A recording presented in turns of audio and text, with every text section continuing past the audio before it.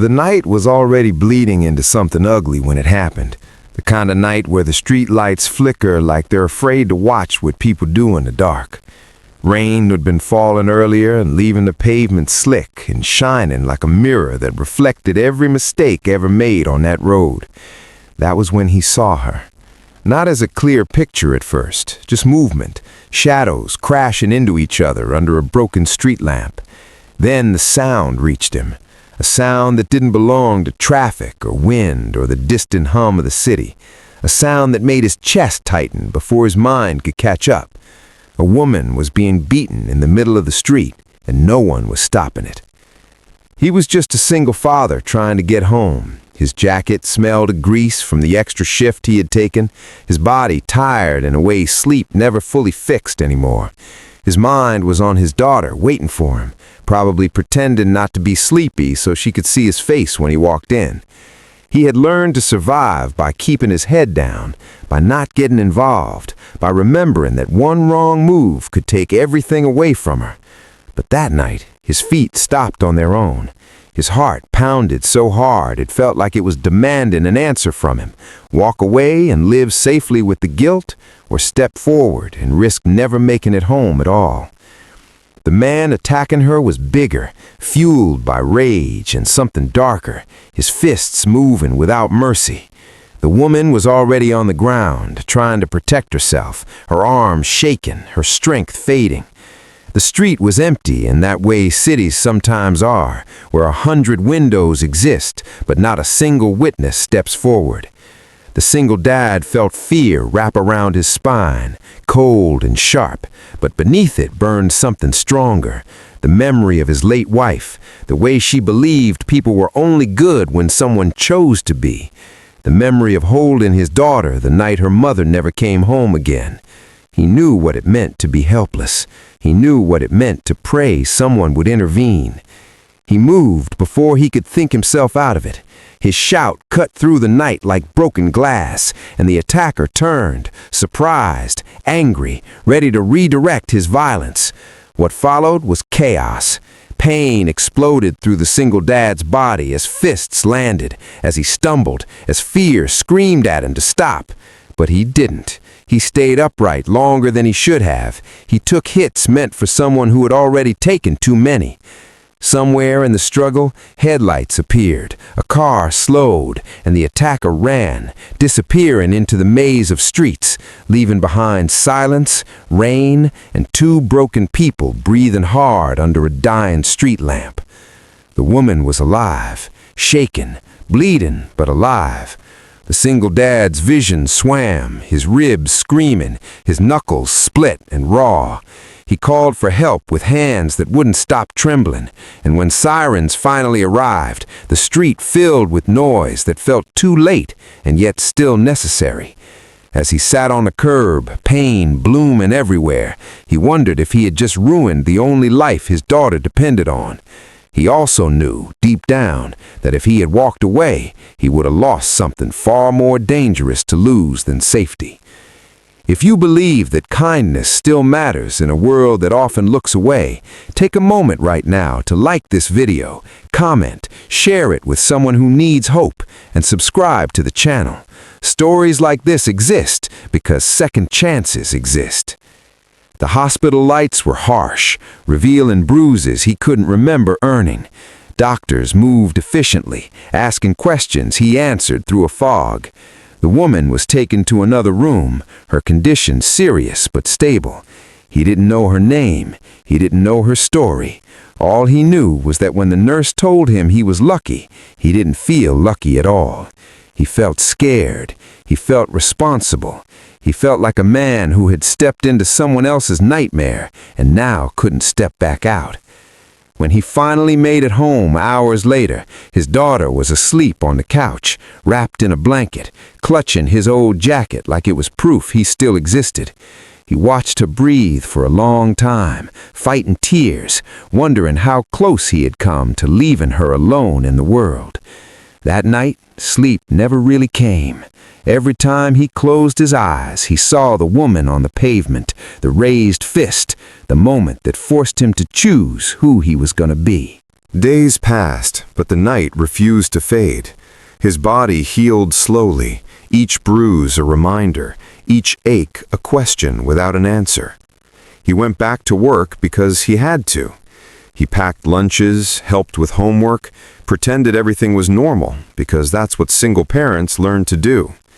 But something had shifted inside him. The world felt sharper, heavier, as if he could see suffering everywhere now that he had stepped directly into it. He didn't expect to see her again. He assumed she would disappear back into whatever life she had come from, and maybe that was for the best. But fate has a way of returning unfinished stories.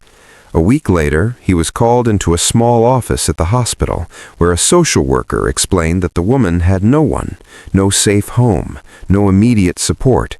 She had asked about him, not to demand anything, not to cling, but simply because he was the only person who had stood between her and death.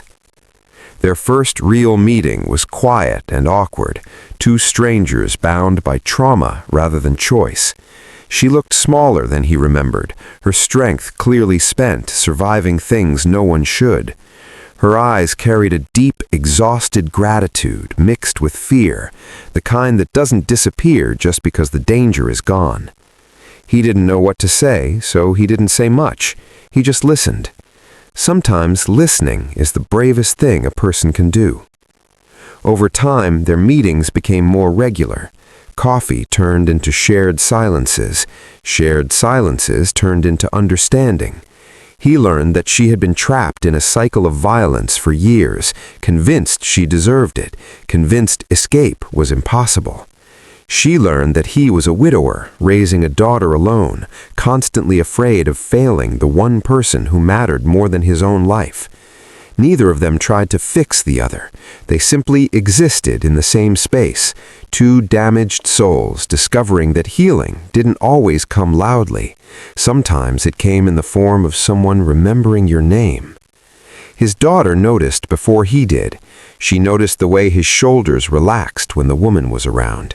She noticed the way laughter, quiet and cautious at first, started to return to their small apartment. The woman never pushed, never assumed she belonged there. She helped with dishes, she read bedtime stories. She treated the child not as an obligation, but as a gift. Slowly, trust grew in places fear once lived. But healing is never a straight line. Nightmares returned. Panic attacks surfaced. There were moments when the woman pulled away, convinced she was a burden, convinced she would only bring danger with her. There were moments when the single dad questioned whether letting someone into his life again was selfish, whether love was a risk his daughter couldn't afford. They didn't say these fears out loud. They carried them silently, each believing they were alone in them. The world tested them again when the past tried to reclaim its power. The attacker was caught, and court dates loomed like storm clouds. Old wounds reopened, fear resurfaced. Standing in that courtroom, facing the man who had almost destroyed them both, took more courage than the night on the street ever had. But they stood, together, not as saviors or victims, but as survivors who refused to be erased. When the verdict came, it didn't magically fix everything. Justice rarely does. But it marked an ending, and endings make room for beginnings. For the first time, the woman allowed herself to imagine a future not defined by fear. For the first time, the single dad allowed himself to imagine love not ending in loss. Life didn't suddenly become perfect. Bills still piled up. The single dad still worried too much. The woman still had days when the weight of her past pressed down hard. But something remarkable had taken root between them. A love built not on fantasy, but on truth, on the knowledge of who the other was at their weakest, and the decision to stay anyway. They built routines together, morning coffee, school drop-offs, evenings where the television played quietly while homework was done at the table and dinner cooled on the stove. The apartment that once felt small and lonely now felt full, not because everything was healed, but because nothing was hidden. The woman found strength in being needed without being controlled. The single dad found peace in sharing the burden he had carried alone for so long. The moment he realized he loved her came without fireworks. It came on an ordinary night when his daughter fell asleep on the couch between them, safe, trusting, whole. He looked at the woman and saw not the victim from the street, but the survivor who had chosen to live. The woman realized her own love in the quiet certainty that for the first time she wasn't afraid of the future. Love, she learned, wasn't loud promises. It was safety. It was consistency. It was someone choosing you again and again. Years later, when people asked how they met, the story always made the room go quiet. Not because it was romantic in the traditional sense, but because it was real. Because it reminded people that courage doesn't always wear armor. Sometimes it looks like an exhausted parent stepping into danger because walking away would cost too much of their soul. If this story touched your heart, if it reminded you that kindness can change lives, please take a moment now to like, share, and engage with this video. Your support keeps stories like this alive.